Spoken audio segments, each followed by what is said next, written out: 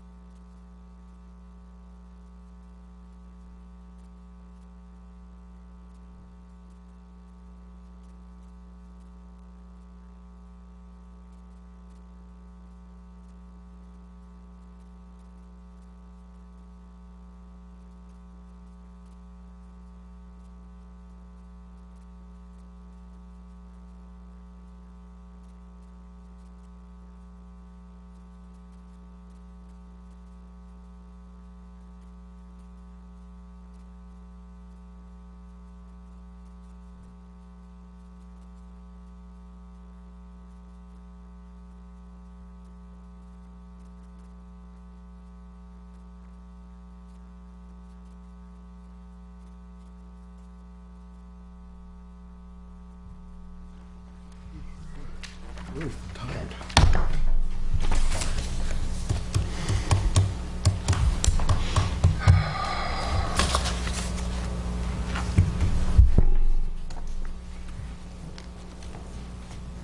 Is there some other time in there?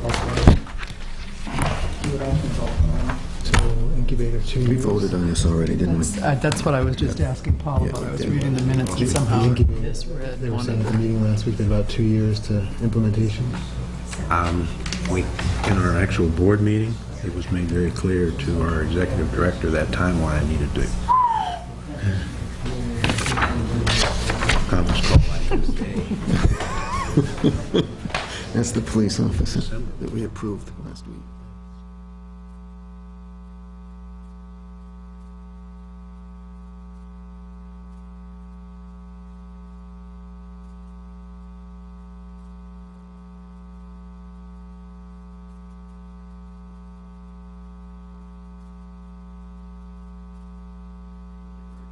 But I said, let me give it a try. And 10 years is going to be the We're on. instead of figuring out this wall.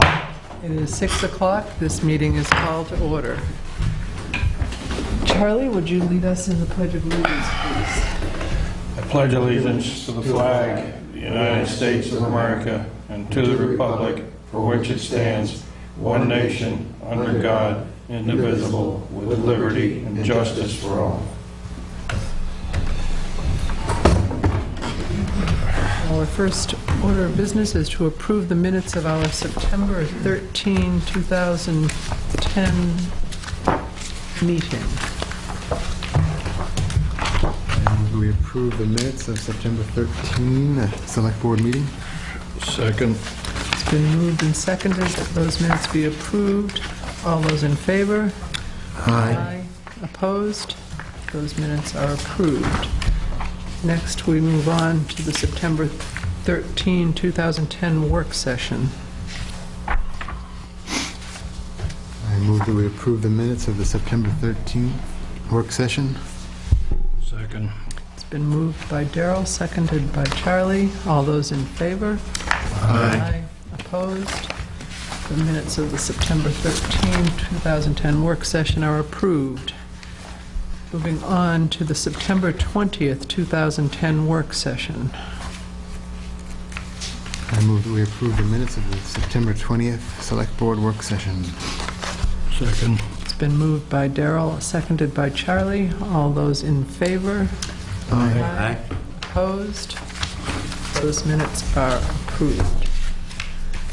Announcements. The Select Board will meet on the following dates. Regular meetings at 6 p.m. on Tuesday, October 12th, 2010, and Monday, October 25th, 2010. Work review sessions prior to the regular meetings will start at 5 p.m. Work session meetings will be also held on an as-needed basis as determined by the Select Board members.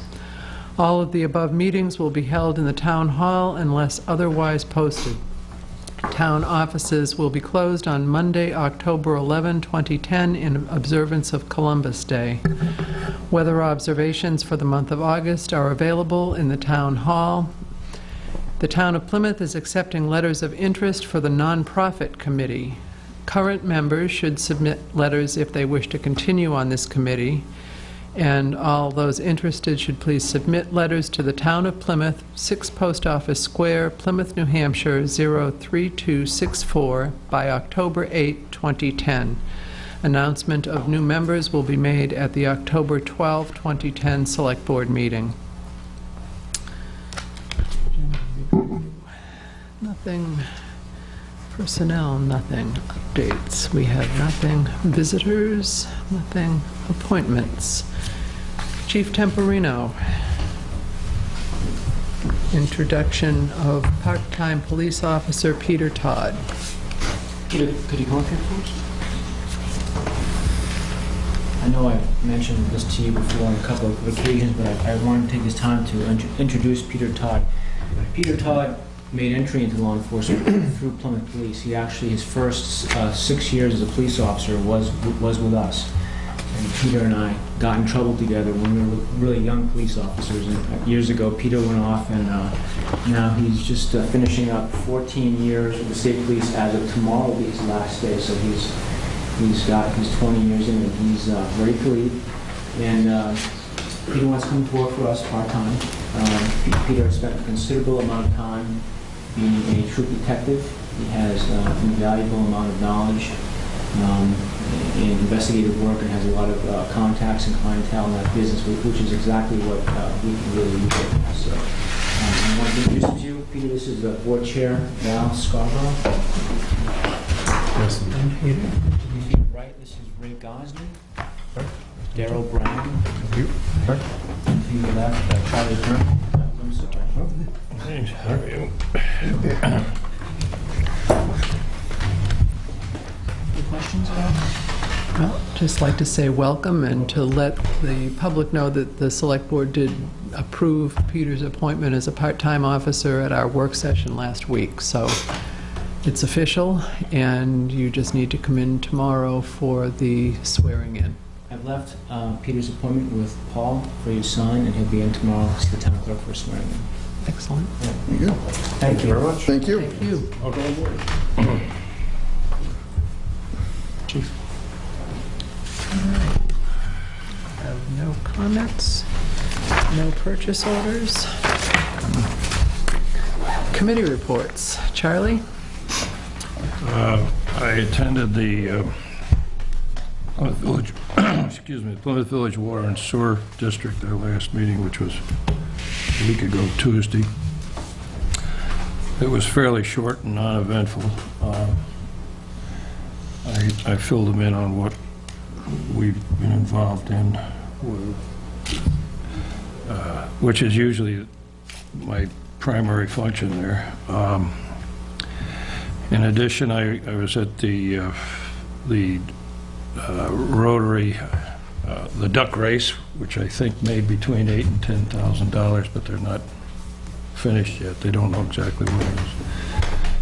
The food was close to $1,000, and it was 100%.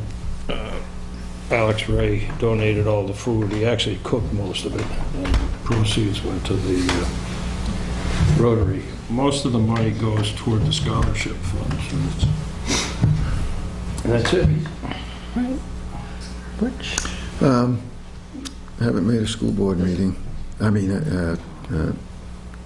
for the elementary school since this new year started, so I have nothing on that. The building committee for the safety complex is moving along now. We've got it narrowed down to probably about 3 sites, and they'll get eliminated even more now that we have finalized some other information on them. Actually, we're probably just a little bit behind schedule, but I think we've extended our meetings now to an hour and a half. So I think, and with stuff that we've done last week and what information we have this week, I think we'll be back on schedule, and things will be moving quite quickly now. So. I attended the Grafton County Economic Development Council's annual meeting this week, and the incubator progress is, the incubator project that we were presented with PSU is, it's not underway, but it's looking pretty good. So, but Ray can tell us more about that, I think. Couple of quick things before I touch back on the Grafton County Economic Development Council. I did speak with Mr. Ed Wixon about our interest to have him appear before us and have worked with Paul, and we have him scheduled to visit with us at our first meeting in October. Great. I can't tell from the list here how many others received this. I scanned through theirs and it looked like mine was the only name on the select board, but I did receive an email indicating that the Main Street effort for the Halloween effort will be on Friday, October the 22nd. So I'll pass that down to you, just to make sure that gets into your hands from the standpoint. I don't know. I think maybe, did I see your name on that email, Paul? Yes, Okay, thought I did. the 22nd, right? Yes, sir. October.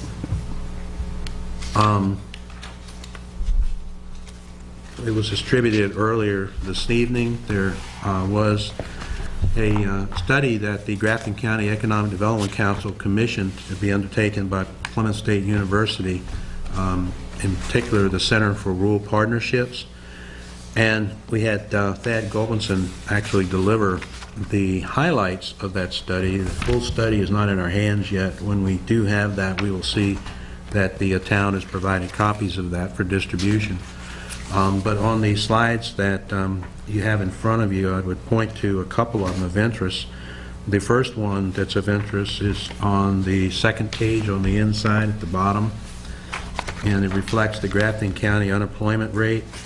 And the study that was undertaken looked at 4 regions within the county, the Lebanon area, the Plymouth area, the Littleton area, and what was characterized as the Haverhill area.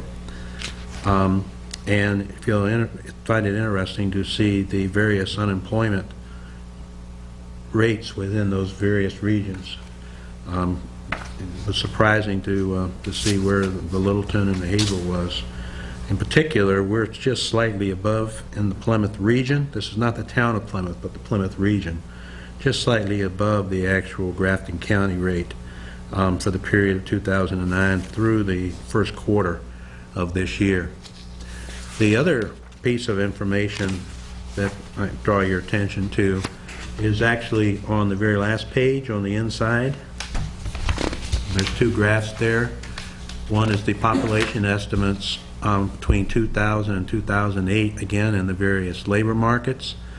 And if you look at the actual raw numbers, the Plymouth region has actually had a greater increase than what you would have anticipated when you look at the Lebanon area. While we're perhaps seeing some flattening of what's occurring in Plymouth itself, the region does continue to expand. And to give you a real sense of some additional drill down, the graph below actually gives you a biannual look-see at what some of those numbers are with the labor market areas with the population changes. It's interesting to see what you get when you try to distill all of the various information sources that are available nationally and at the state level to try to get a sense of what's actually going on within the county. We did learn that Grafton County, from the standpoint of the state level, is the 3rd largest contributor toward the economic welfare of the state. Not surprisingly, the 2 counties down south contribute far more than we do, but Grafton County is number 3. It was interesting to see some of that. And we'll see that Paul does get copies of the final report, which we expect to have within the next week. I did attend several meetings over the past couple of weeks in regards to the Plymouth Energy Commission and activities associated with the Beacon Community effort, which is now called the Better Buildings effort. And I'll extend an opportunity because there's actually one member that's sitting in the audience in case I overlook something, but I'll have a full report at our next full session in 2 weeks. But the Energy Commission did meet on Wednesday of last week. They have amended their bylaws to incorporate information that speaks to the initial terms of members. I do have that language that was approved, as well as their bylaws that they approved back in May, and I'll have the amended bylaws for distribution at our first meeting in October. Most of the discussion that has been taking place over the last couple of weeks, both with the Energy Commission, and to make sure I get this right, it's actually characterized as the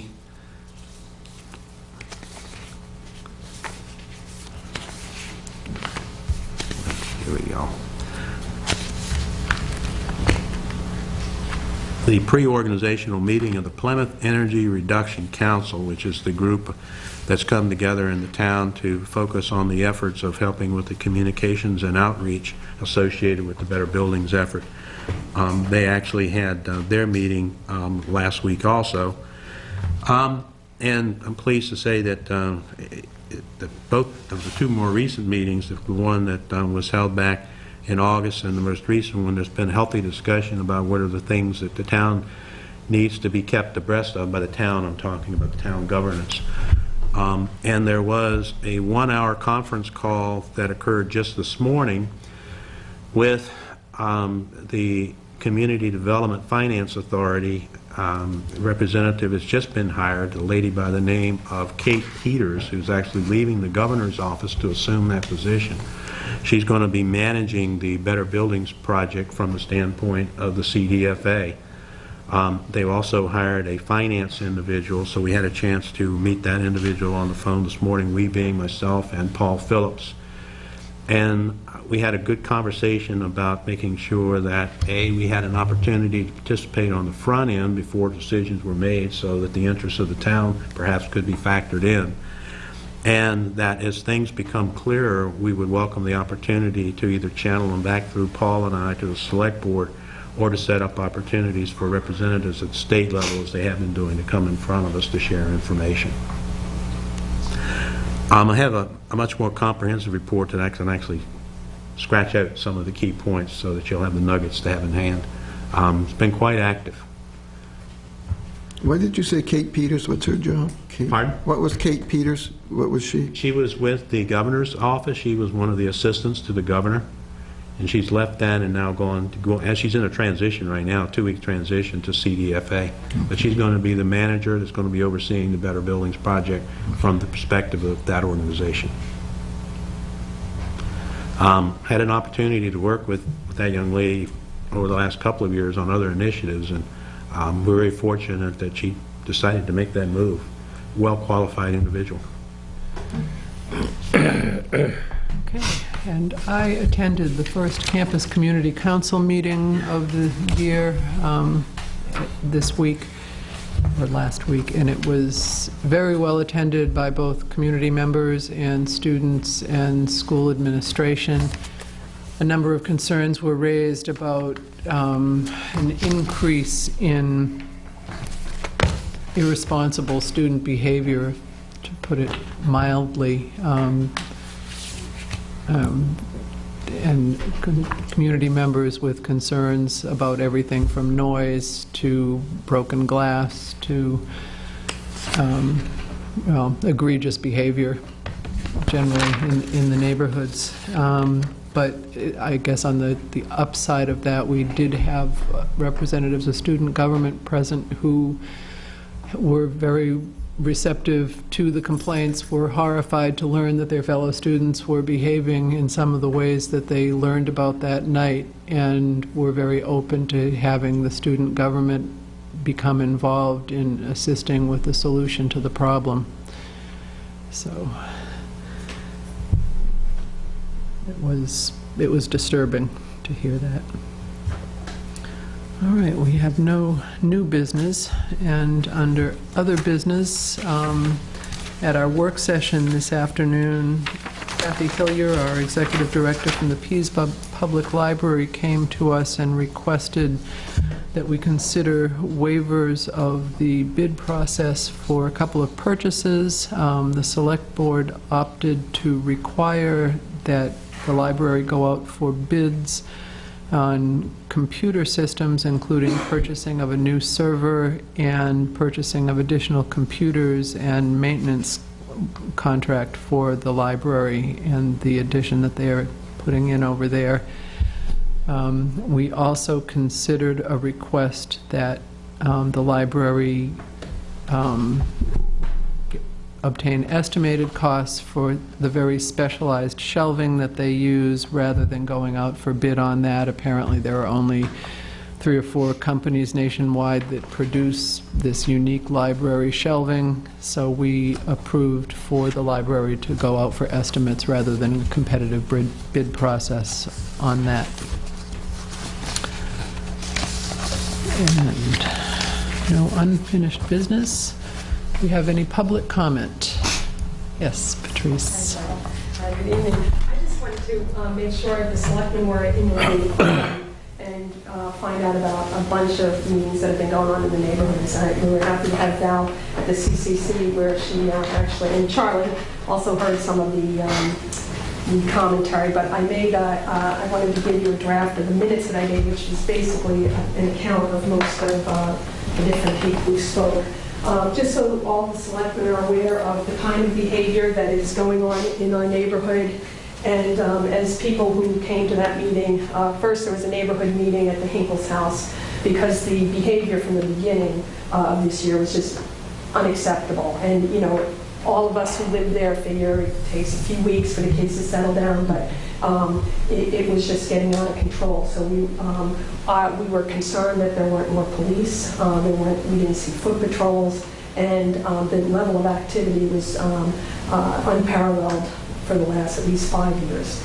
So I just wanted to make sure you knew there's more neighbors are concerned. The problem is spreading across Highland Street to the Emerson neighborhood and coming, I guess, Edmonds Court.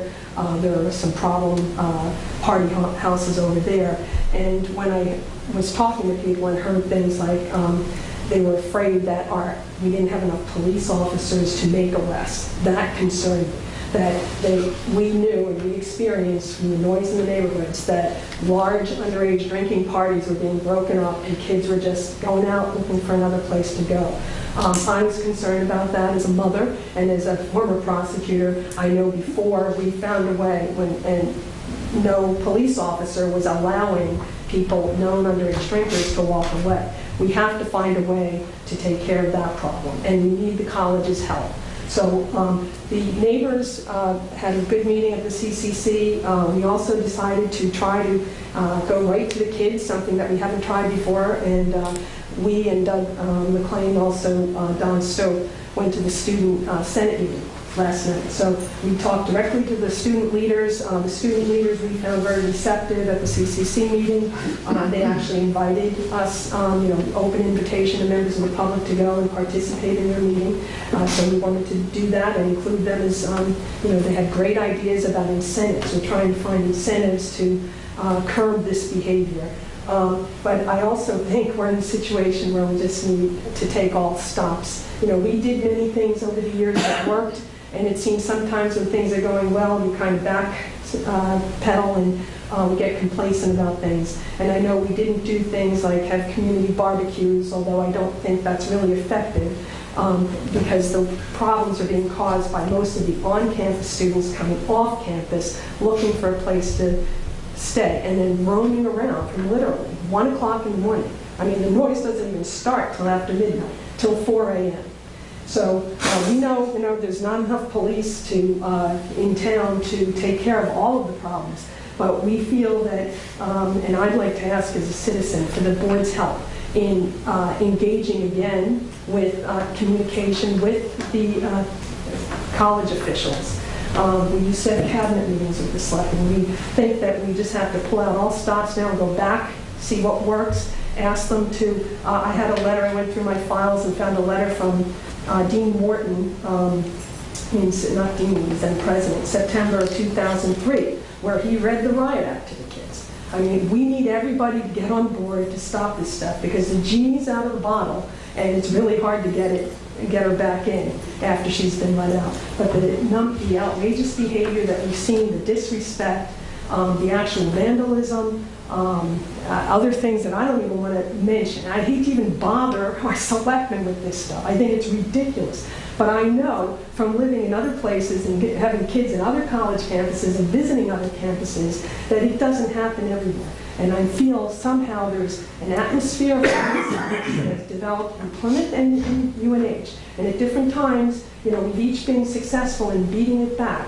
But so I'm saying this is one of the times, and I'm asking for your help and anything you can do to help put the pressure on and work with the university officials. I was very heartened that their new vice president came to, Rick Barth came to the neighborhood meeting, and he was at the CCC. And he's already listed some action steps. He wants to do something about it. I was happy about that because, we spent many years going round and round talking about the problem and not taking any action. So I'd appreciate anything you could do to help us. Literally, we've had many sleepless nights in the Russell Street, Pleasant Street, Keble Street area, and I understand the people over in the Emerson Street area are hurting too. And thank you. And thank you, Val, for coming to the CCC. Thank you, Patrice. And, I agree that, what I heard at the Campus Community Council meeting is something that we do need to engage with the university on because it's beyond what anyone should have to live with. Does the neighborhood meeting have a schedule? Or is it Sorry? the neighborhood meetings, are they on a schedule, or is it just ad hoc? We had It's a one meeting, one-time. and then, we asked the police chief did come, and Craig Doyle, and then the CCC meeting. And, those are the steps. We had a strategy in place now for years where it was a formula that when the kids come in, we had to have, increased police presence, they would walk out.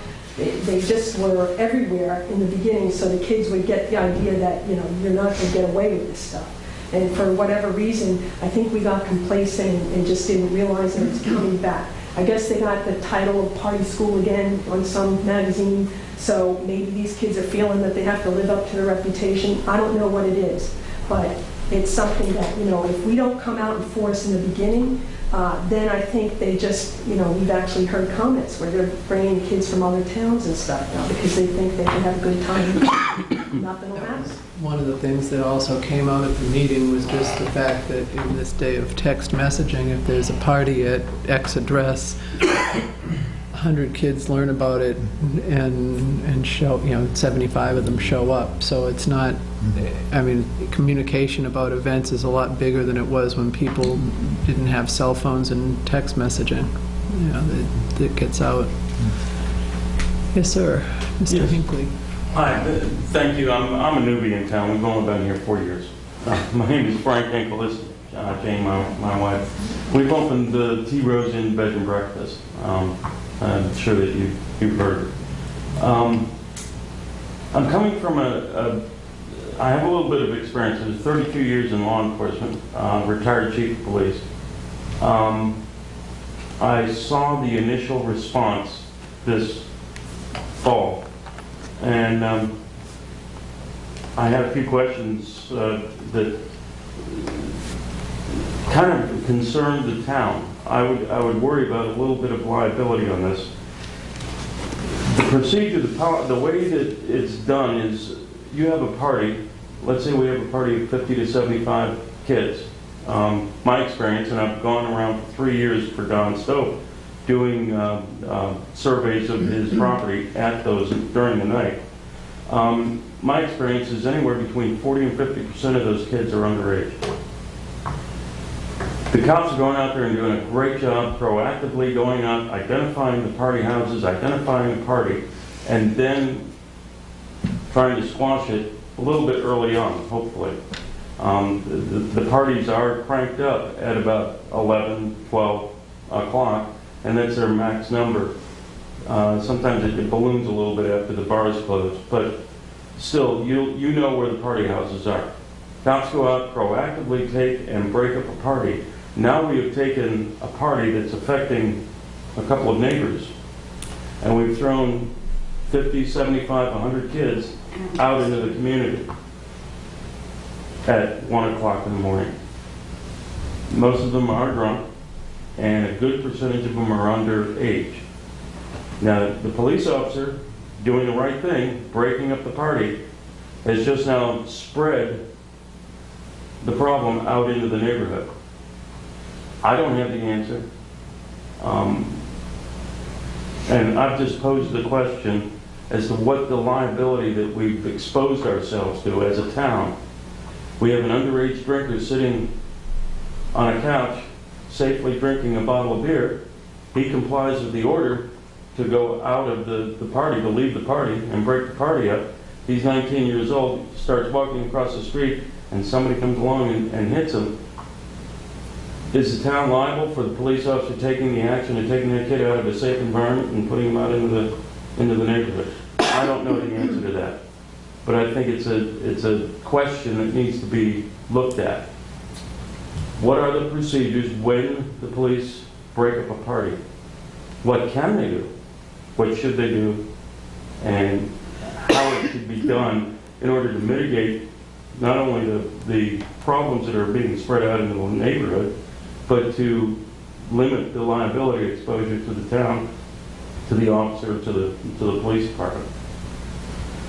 That's just a question. I don't have the answers.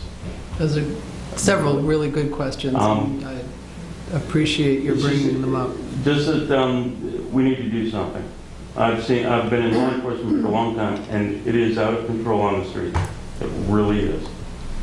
Thank you. Thank you, sir. All right. Anyone? Yes. Can I just add one little thing to that? I'm Jane. I love my neighborhood. I love it here. When we moved in, we were going to be the only residential house on the street of all college students. We get along great with our next door neighbors and kids across the street. They're wonderful kids. My concern is, and I hear, and I invite all of you, when we don't have company, to come and spend a weekend night. Bring your wife, bring your husband, and come and stay at the inn. And you can hear very plainly what goes on down the street, the conversations.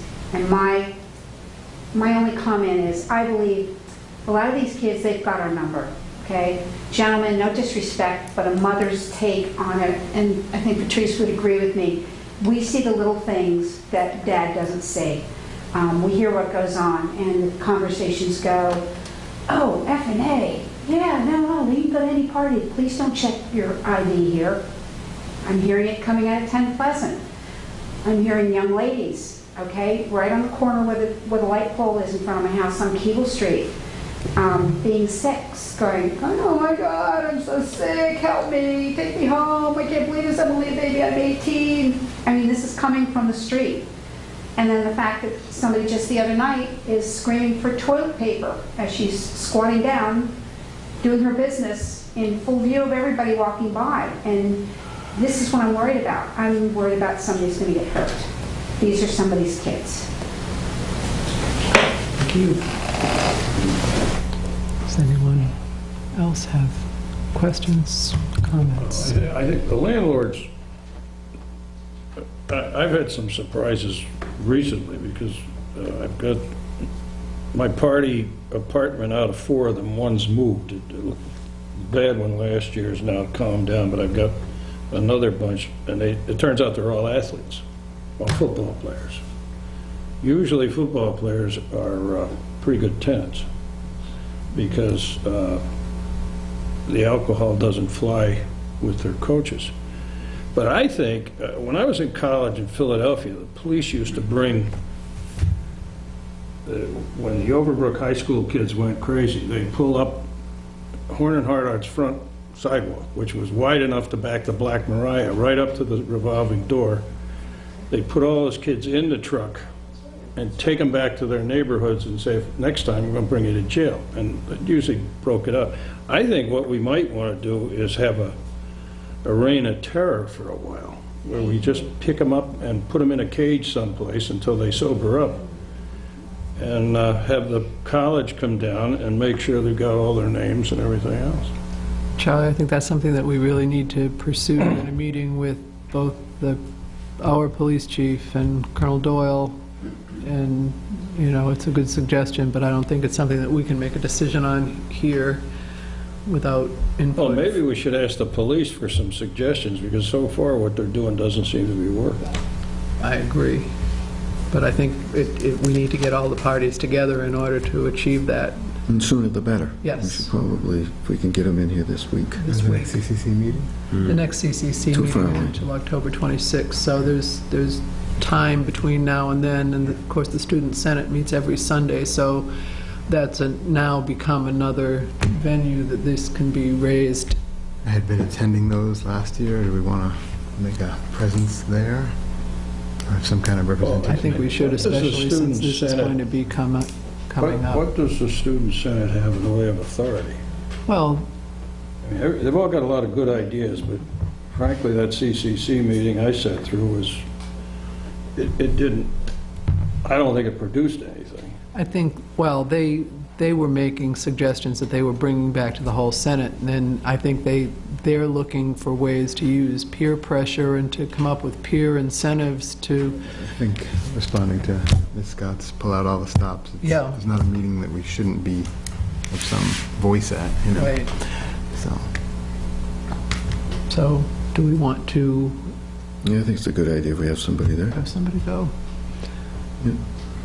yeah, could I get a copy of the minutes of Yeah, I'll make a copy and have yeah, and one of before? each of the books. Do you Or think there's a something. chance that we could get our chief together in the next couple of days? We should Yep. get him in here to see somebody. Right, because holidays are coming up. Yeah. We wanna Yep. Yeah. Make sure. And homecoming weekend's coming up, too. I'm going with it. Actually, that's this week, isn't Homecoming it? weekend, This week is This homecoming weekend. week. They've sort of toned it down by making it also Parents' Parents' Weekend. Right. But So the kids have a real dilemma. You know, if their parents come, it's... Should we try to call an emergency meeting? Yeah, yeah, yeah, let's see if we can't get them two together in here as soon as we can. And find out when they can do it. Need a motion or just do it? Nora, could I just say one more thing, just so people hear it on Channel 3? At both of these meetings, there's a new initiative by the college this year for their Friday night, this coming Friday night, to let the students eat out in the restaurants. And I know Tim Keefe, since he's not here, he got it in the paper because he wanted people to know that it's going to be very busy downtown in the restaurants. And apparently there's 9 restaurants that are allowing kids to bring their family, I think, to eat. So it's just going to be very busy for everybody this week. yeah, they're using their student meal passes Right. instead of eating Right. in the Which was a dining great, facility. great idea. I guess they worked with the chamber or something to do something different for the kids.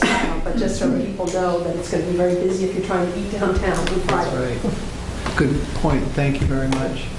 But yes, do we have a motion to call an emergency meeting of the Select Board this week? And is there a date that, Tuesday? Today's Monday. Today's Can Monday. we, how many could do Tuesday? I'm a go. I think I could do tomorrow after 4 o'clock or after. We'll try to get it Tuesday, before tomorrow? the homecoming. I move that we have an emergency meeting tomorrow with both fire, as well, or just? No, probably just the 2 chiefs. two chiefs? See if we can get them. Short notice for them, but I think we can. Yeah. So PSU, the colonel and the chief, and any administrator who want to reach out to any PSU administration, or just? I think we could certainly ask the new vice president.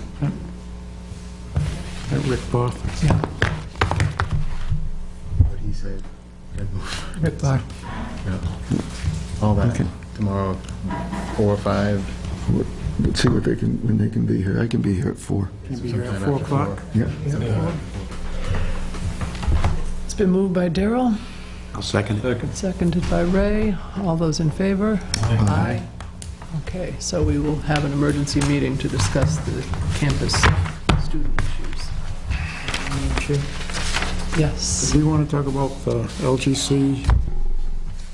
Oh, yeah. We want to wait for a way to go.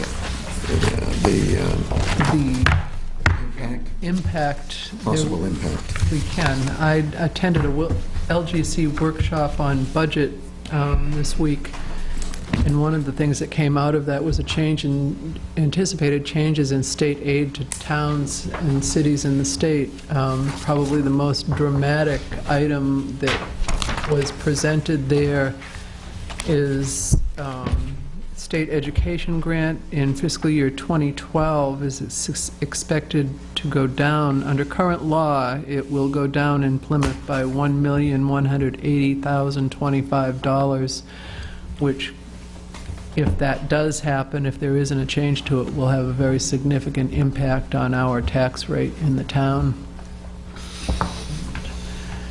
It is, just want to make sure that everybody is aware of it.